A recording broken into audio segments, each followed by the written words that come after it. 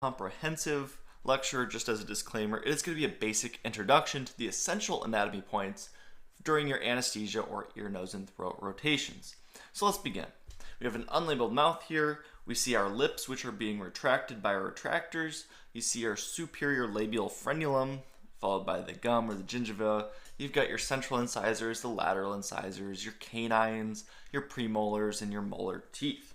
Next, you've got your hard palate, followed by your soft palate.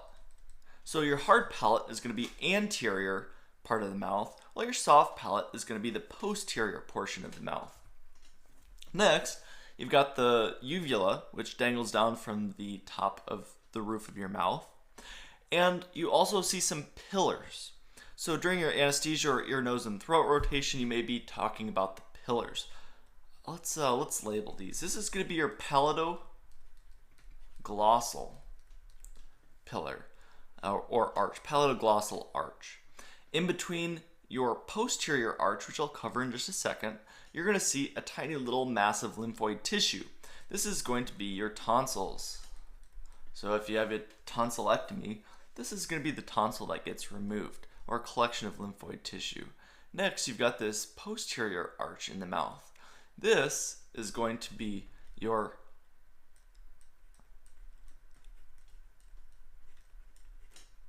palatopharyngeal arch. Sorry, I can't talk and write at the same time.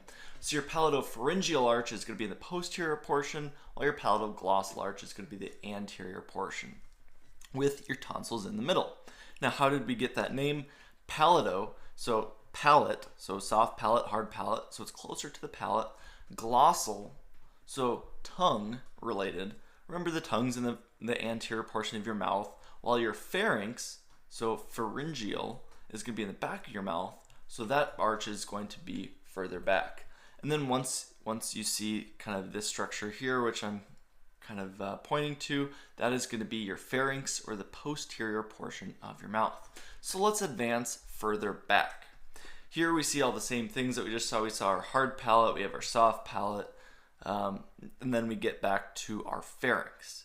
Once we get down into our pharynx view, we're going to see a few new structures.